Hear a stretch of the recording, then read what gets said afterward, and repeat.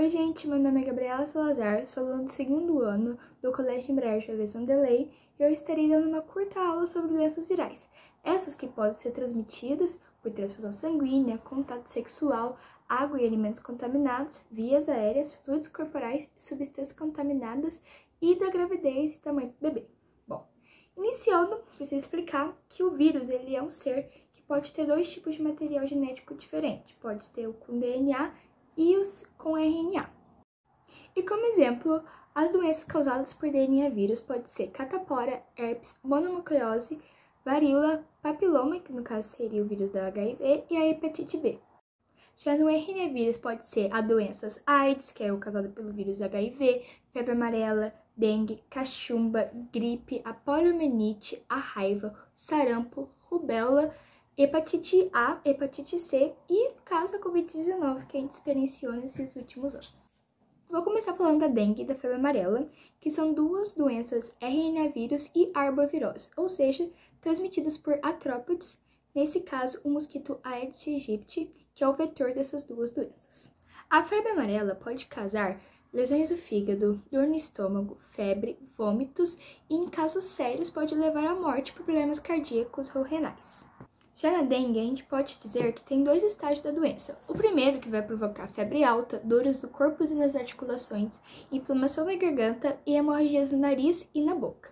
Se o caso agravar, pode causar dengue hemorrágica, que ela é muito mais perigosa, pois ela pode provocar sangramento nos intestinos, na gengiva, na pele, seguido da queda da pressão arterial. Hemorrágica, porque ela vai causar hemorragia, que é um sangramento interno. Importante relembrar que para a febre amarela já existe vacina disponível, porém ainda não existe vacina para a dengue. Agora irei falar um pouco da varíola, que é uma doença DNA vírus e é a única virose que está erradicada mundialmente. Isso ocorreu por campanhas massivas de vacinação que foram feitas para acabar com essa doença. O último caso dela foi registrado na Somália, que fica na África, em 1977. Os principais sintomas dela são dor muscular, diversos tipos de erupção cutânea, que são erupções na pele, febre, calafrios, mal-estar, dor de cabeça e náuseas. É uma doença grave, que é caracterizada pelo aparecimento de manchas na pele, que depois vão evoluir para vesículas, que vão conter um líquido, esse que vai espalhar o vírus. Já a catapora, outra doença DNA vírus, é uma virose que se manifesta de forma mais branda que a varíola. Ela é caracterizada pela formação de manchas vermelhas na pele, seguida na formação de bolhas, que elas vão se estourar e cicatrizar. E elas formam uma coceira intensa, muito forte. Já tem vacina para catapora e ela é disponível a partir de 5 anos de idade. Agora eu irei falar da cachumba, uma doença RNA vírus que afeta principalmente as glândulas salivares, causando inchaço, dor e incômodo na mastigação. Uma doença que a pessoa fica com inchaço aqui, fica bem grande. Em casos mais graves, o vírus pode atingir os testículos, os ovários, o pâncreas e até mesmo o cérebro. A transmissão é feita pelo contato direto ou indireto com a saliva das pessoas contaminadas. Agora falando sobre a poliomielite. Bom, a poliomielite ou a paralisia infantil é uma virose RNA vírus que afeta várias regiões do sistema nervoso. E ela pode se manifestar de 3 formas: a paralítica, a abortiva e inaparente. Bom, a forma paralítica é a mais grave, pois ela pode comprometer os nervos raquidianos que saem da medula, causando paralisia. Já a forma abortiva pode provocar um comprometimento das meninges, que são membranas de proteção no nosso sistema nervoso, que às vezes pode causar paralisia.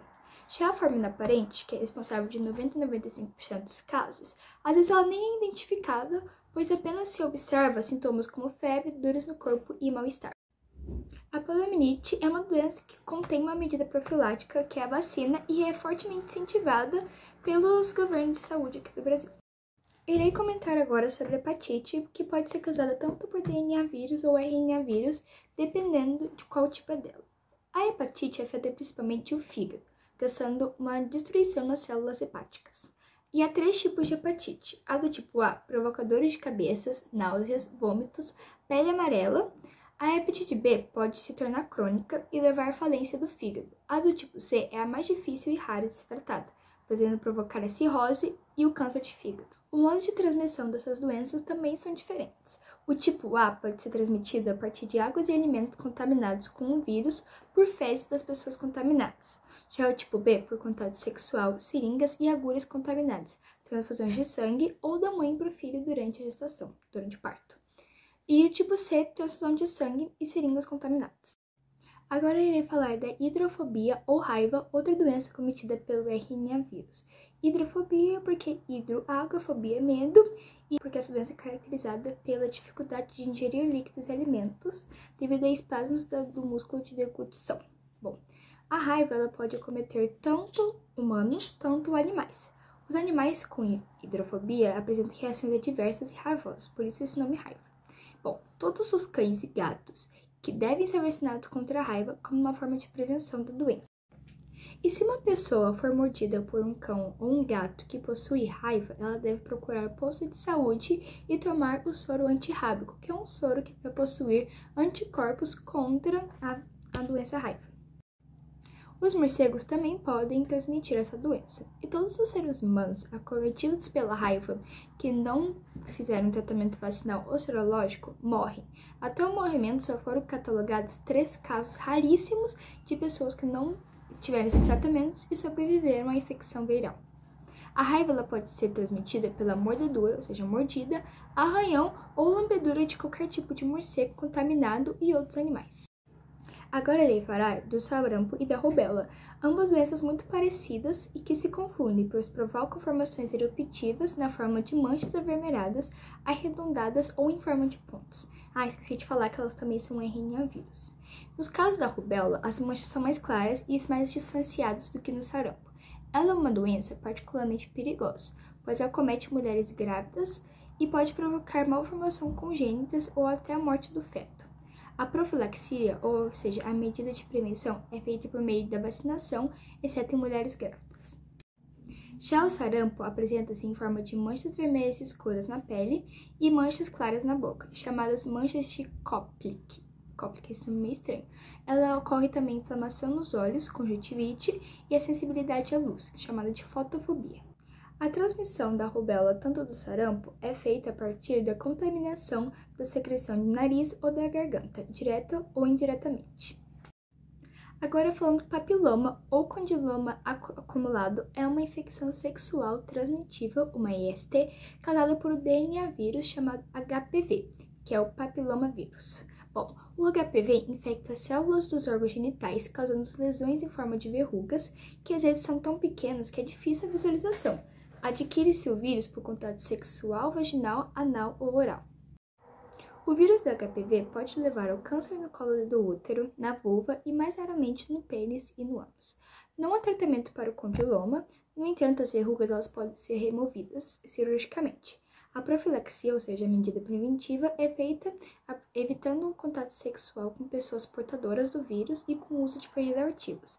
Já existe vacina contra o HPV e deve ser aplicada em mulheres da idade de 9 e 26 anos em 3 doses.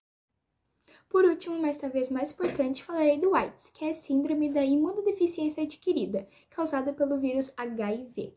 Um vírus RNA vírus e também chamado de retrovírus, pois ele possui uma enzima chamada transcriptase reversa que lhe dá esse nome. Bom, imunodeficiência seria uma supressão, precariedade, deficiência e fragilidade do nosso sistema imune. A contaminação da AIDS pode ser feita a partir de relações sexuais, drogas injetáveis, transfusões de sangue, aleitamento no artério, via placentária e acidentes com objetos perfurantes contendo o sangue da pessoa infectada. O vírus do HIV age parasitando os linfócitos T4, que são células de defesa do nosso sistema imune que desencadeiam os mecanismos de defesa quando um antígeno, que seria um invasor, penetra no nosso organismo. Bom, e quando um agente é infectado por esse vírus, a gente não vai ter uma resposta imune adequada àquele antígeno e o nosso corpo ele vai se tornar muito vulnerável a qualquer tipo de infecção. Tanto que é muito comum as pessoas dizerem que a pessoa não morre de HIV, ela vai morrer porque o corpo dela se torna tão frágil que uma simples gripe ou um resfriado pode causar a morte dessa pessoa por a fragilidade e o nosso corpo não consegue reagir contra esse antígeno. Alguns dos sintomas que podem aparecer inicialmente por alguém que foi contaminado pelo HIV são diarreias, emagrecimento sem motivo aparente, soros noturnos e febre, além de ínguas, aparecimento de ínguas, que são inflamações do linfonodo.